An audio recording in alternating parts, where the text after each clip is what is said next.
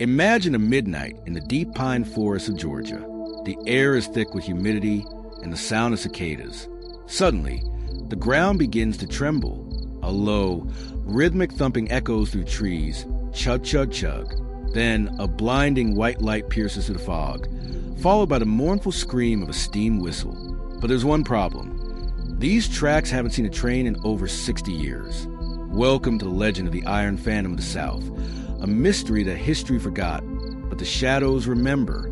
To understand the Iron Phantom, we must travel back to the late 1800s, a time when the railroad was a pulse of the American South. In the Reconstruction era following the Civil War, massive steam engines, built of heavy cast iron and brass, were the titans of the landscape. They were more than machines.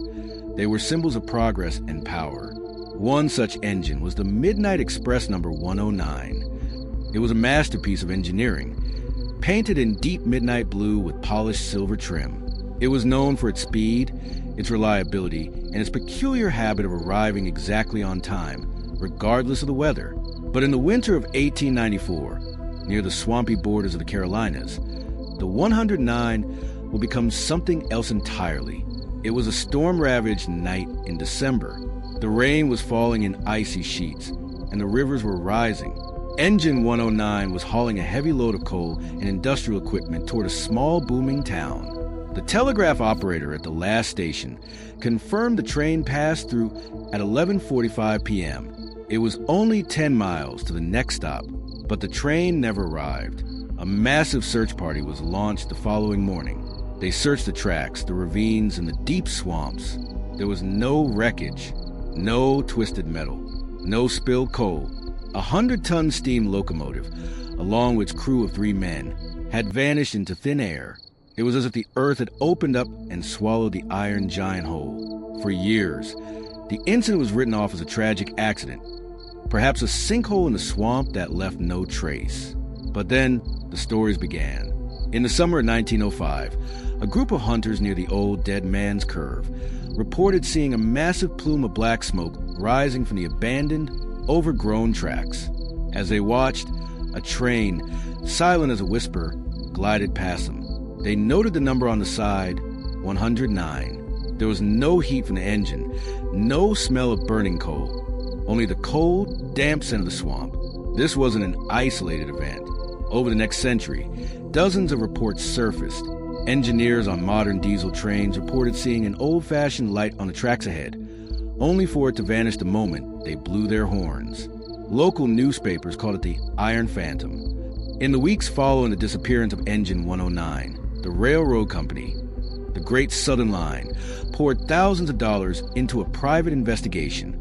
They hired the Pinkerton Detective Agency, the most feared investigators of the 19th century. These men were experts at tracking outlaws and uncovering corporate sabotage. They walked every inch of the rail from the swamp to the station. What they found was more disturbing than the disappearance itself. Nothing. There were no signs of a derailment, no broken sleepers, and most importantly, no footprints. It was as if the train had simply transitioned into another dimension while still in motion. The lead investigator's final report, which remains in a dusty archive to this day, contained a chilling sentence. It is as if the laws of physics ceased to exist on that stretch of track at midnight. For decades, the public believed the train was only carrying coal and industrial iron. But in the 1950s, a declassified government document hinted at a much darker reality. According to the secret manifest, the Midnight Express was secretly transporting a prototype of a new communication device and a massive shipment of gold bullion meant to stabilize a failing local bank. This added a new layer to the mystery. Was the train hijacked? If so, where did the hijackers hide a 100-ton machine? In the American South, the swamps are notorious for hiding secrets forever. Legend says that the gold still sits in the boiler of the Phantom engine, protected by the spirits of the crew who refuse to leave their post. Every ghost story needs a face, and for the Iron Phantom, it was Silas Thorne. Silas was a veteran engineer, a man who loved his engine more than his own life. On the night of the disappearance, witnesses say he looked pale, almost as if he knew he wouldn't be coming back. In the late 1940s, A young boy living near the abandoned tracks claimed he saw an old man in a striped engineer's cap standing by a cypress tree. The man didn't speak. He simply pointed a silver pocket watch toward the north and vanished. When the boy's grandfather saw the sketch the child drew, he turned white. It was an exact likeness of Silas Thorne, who had been missing for over 50 years that modern-day ghost hunters and paranormal researchers haven't ignored the Iron Phantom. In the early 2000s, a team of geologists discovered a series of intense magnetic anomalies along the exact stretch of track where the train vanished. Some scientists suggest that a rare combination of the iron-rich soil and the atmospheric electricity from the Great Storm of 1894 might have created a temporary, localized rift. While this sounds like science fiction, the residents of the South don't need scientific explanations. To them, the rhythmic thump-thump of the Phantom engine is as real as the trees themselves. In the spring of 1922, a local farmer was clearing land near the edge of the Blackwater Swamp, miles away from where the tracks once lay.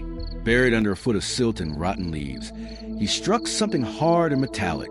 It was a brass-rimmed conductor's lantern, remarkably well-preserved. Engraved on the base were the initials SD, Silas Thorne. But what baffled historians was the condition of the lantern. It wasn't crushed or rusted through, as one would expect after 30 years in the mud. Inside the glass, there was still a residue of oil that smelled fresh, as if it had been filled only the night before. How did a lantern from a vanished train end up miles away in a swamp, looking as if it had just been placed there?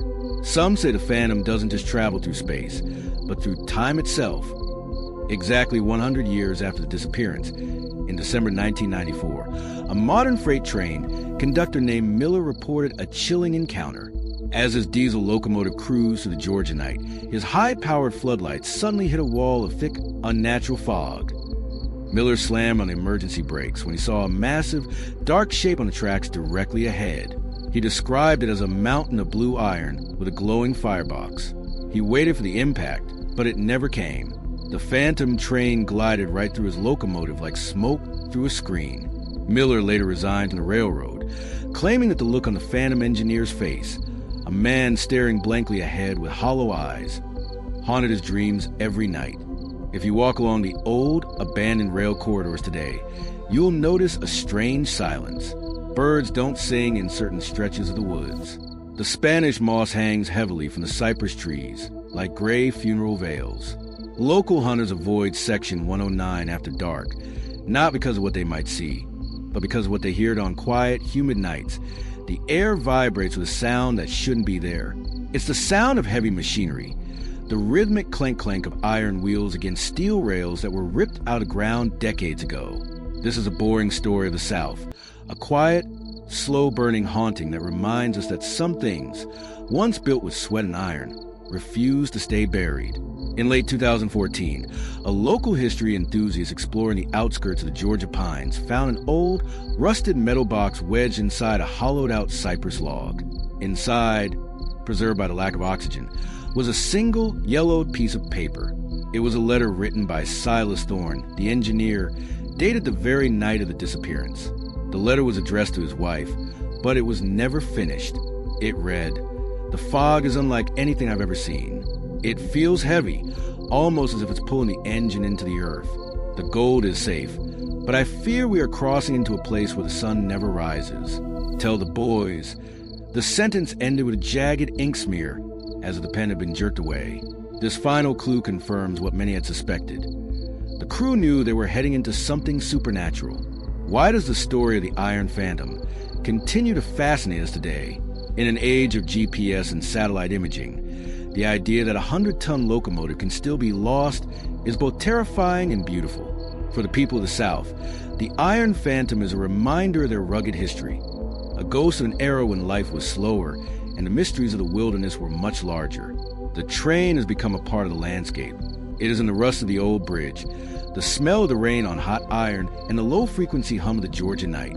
It is a mystery that doesn't want to be solved. It only wants to be remembered. Next time you find yourself near an old, overgrown railroad track as the sun begins to set, listen closely. If the wind suddenly dies down and the temperature drops, don't look behind you. You might just hear the distant chug-chug of a steam engine that refused to stop. Some journeys never truly end. They just transition into the shadows, waiting for the right soul to hear their story. This is the eternal silence of the Iron Phantom of the South,